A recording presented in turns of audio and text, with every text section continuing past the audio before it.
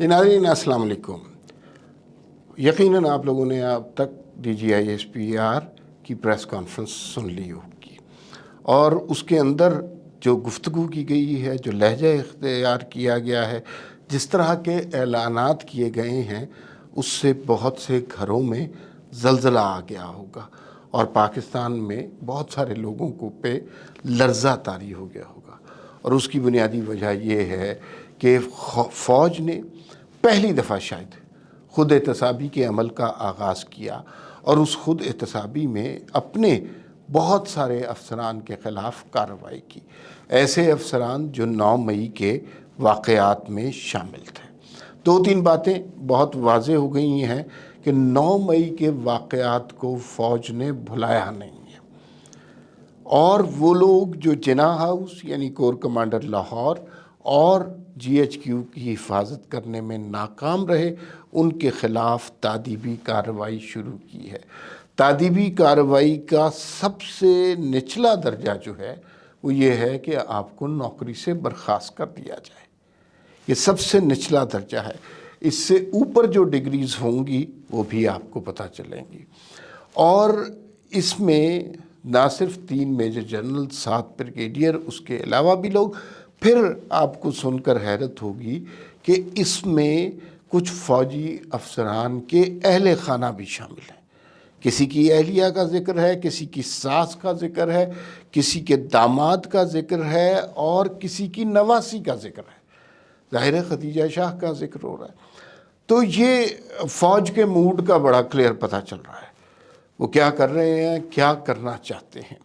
ہم ہمیشہ سے یہ سوال کرتے ہیں کہ پروجیکٹ عمران خان آپ لوگوں نے لگایا تھا، آپ نے یہ محفل سجائی تھی، تو آپ پہلے اپنے لوگوں کو سزا دینا، اس کے بعد آ جائیں سویلینز کی طرف۔ تو اب انہوں نے اپنے لوگوں کو سزا سنا دی ہے۔ ان لوگوں کے نام ریویل نہیں کیے گئے، یہ نہیں بتایا گیا کہ یہ لیفٹیننٹ جنرل ہے، حالانکہ لیفٹیننٹ جنرل کے حوالے سے زیادہ تر کو شبہ یہ ہے کہ یہ کور کمانڈر لاہور کا ذکر ہو رہا ہے۔ تو لیکن ان کے بارے میں حتمی رائے ابھی تک کسی کے پاس نہیں ہے، حتمی اطلاع نہیں ہے۔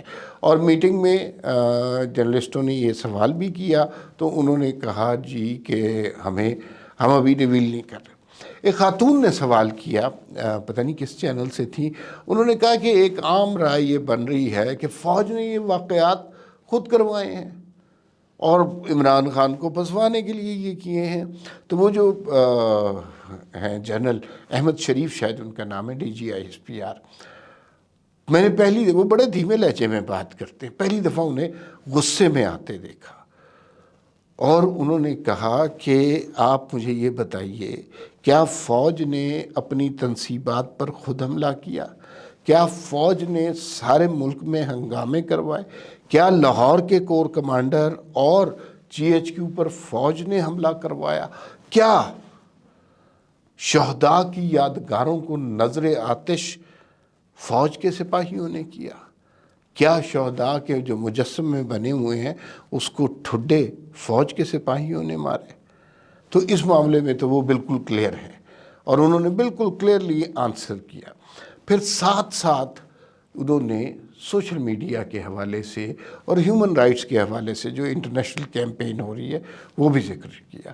انہوں نے کہا کہ ہیومن رائٹس تو امپورٹنٹ چیز ہے، لیکن پاکستان میں ہونے والی اس طرح کے دہشت گردی کے واقعات کو ہیومن رائٹس کے کلیڈ کے نیچے چھپایا نہیں جا سکتا۔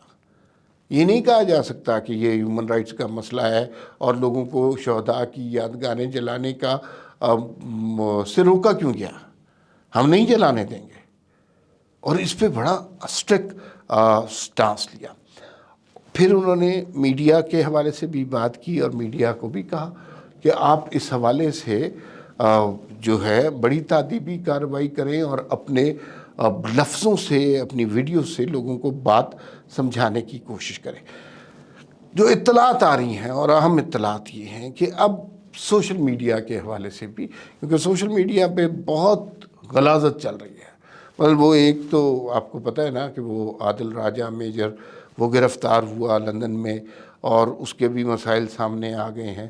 اس کے علاوہ پاکستان میں بھی فیس بک پر ایسے پیجز بنے ہوئے ہیں جن کے اندر لاکھوں کے حساب سے جس کے فالورز ہیں، اور اس کے اندر جو غلاظت، جو نفرت فوج کے خلاف کریٹ کی جا رہی ہے وہ آپ کے سامنے ہی ہے، وہ کوئی نئی بات تو ہے نہیں۔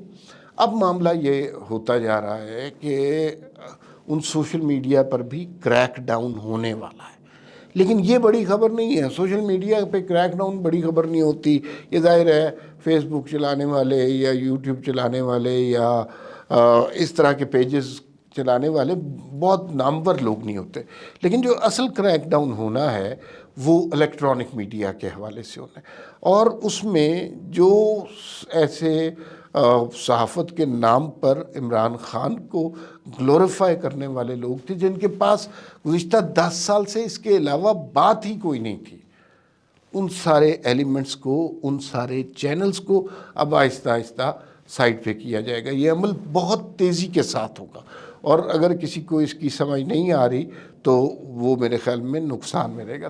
تیسری بات جو اس سے ہم نتیجہ ڈرائیو کر سکتے ہیں وہ یہ ہے کہ سیاسی جماعتیں عمران خان کے حوالے سے کیا پالیسی ہوگی۔ فوج کے لیے بڑا مشکل ہوتا ہے اپنے شخص کو، سپاہی کو بھی سزا دینا، اس کو نوکری سے نکالنا۔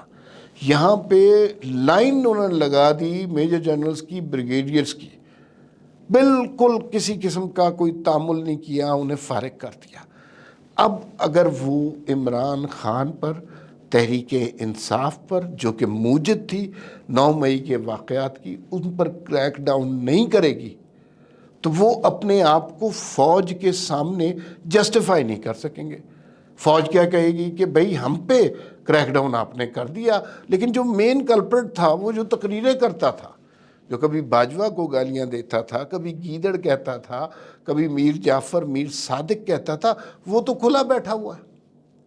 تو اس کے بارے میں بھی کچھ، تو فوج کے اندر سے اب پریشر ایسا ڈیولپ ہوگا کہ عمران خان صاحب کی سختی آئے گی اور عمران خان کے خلاف کارروائی سخت ہوگی۔ اگر آپ یہ سمجھ رہے ہیں کہ ان کو نااہل کر دیا جائے گا، یہ بہت بڑی سزا ہوگی، میرا نہیں خیال۔ نااہل کر دیا تو ان کی تو جان چھوٹ جائے گی۔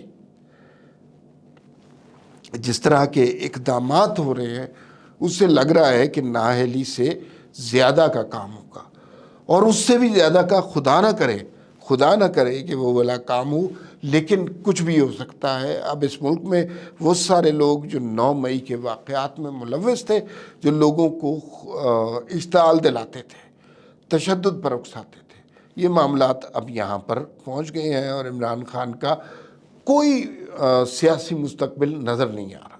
خان صاحب نے خود اپنے پاؤں پر کلہاڑی ماری ہے، اور اس میں ایسے بری طرح پھنسے ہیں کہ اب انہیں کوئی رستہ نہیں نظر آ رہا۔ پارٹی ان کی تھی ہی نہیں، پارٹی تو یہ جنرل ظہیر الاسلام، جنرل پاشا، جنرل فیض حمید نے، جنرل باجوہ نے بنوائی تھی، کٹھے کر کے بندے، وہ سارے تتر بتر ہو گئے ہیں۔ اب ان میں سے کوئی بندہ خان صاحب کے نزدیک بھی نہیں پھٹکتا۔ اب سوال یہ پیدا ہوتا ہے کیا خان صاحب کی گرفتاری ہوگی؟ تو مجھے یہ لگ رہا ہے کہ خان صاحب کی گرفتاری ضرور ہوگی، بلکہ کہیں سے اڑتی اڑتی ایک خبر بھی ملی کہ خان صاحب کی گرفتاری ہوگی ایسے کہ پہلے گرفتار کیا جائے گا 1 دن کے لیے، اگلے دن چھوڑ دیا جائے گا، ری ایکشن دیکھا جائے گا، ویڈیوز بنائی جائیں گی، کوئی پولیس والا نہیں روکے گا۔ اگر لوگ اشتعال پہ اتر آئے، اگر لوگ ڈنڈے مارنے لگ گئے، اگر لوگ چیزوں کو توڑنے لگ گئے، کوئی پولیس والا نہیں روکے گا، کوئی آرمی والا ان کے راستے میں نہیں آئے گا، لیکن ان کی ویڈیوز بنیں گی، اور جب ان کی ویڈیوز بنیں گی پھر ان کے خلاف بڑی سخت کارروائی ہوگی۔ دوسرا، سیاسی منظرنامے پر کھیل بہت گرم ہو چکا ہے۔ آصف زرداری، بلاول بھٹو، مریم نواز اور نواز شریف اور شہباز شریف عرب امارات میں بیٹھے ہوئے ہیں اور ڈسکس کر رہے ہیں۔ امپورٹنٹ بات یہ ہے کہ اس وقت میثاق جمہوریت کو یاد رکھا جائے، کوئی پارٹی دوسری پارٹی پر سبقت لے جانے کی کوشش نہ کرے۔ جس کا جتنا حصہ بنتا ہے وہ حصہ اس کو ضرور ملے، لیکن اس میں کسی دوسری پارٹی کو ڈچ کرنے کی کوشش نہیں۔ یہ نہیں کہ کسی کا حصہ زیادہ بنتا ہے اس کو کم دیا جائے، جتنا حصہ بنتا ہے اتنا حصہ اس کو ضرور ملنا چاہیے۔ اور بنیادی اساس یہ ہے کہ جمہوریت پر تمام پارٹیوں کو متفق ہونا پڑے گا۔ اگر یہ سب کچھ ہو جاتا ہے، انتخابات ہو جاتے ہیں، نئے پرائم منسٹر آ جاتے ہیں منتخب شفاف الیکشن سے، تو میرے خیال میں ہمیں عمران خان جیسے تاریک دور کا فائدہ ہوا، نقصان نہیں، کیونکہ عمران خان نے وہ کر دکھایا جو سیاسی جماعتیں 75 سال سے نہ کر پائیں۔ فی الوقت اتنا ہی، پھر ملاقات ہوگی۔ اللہ حافظ۔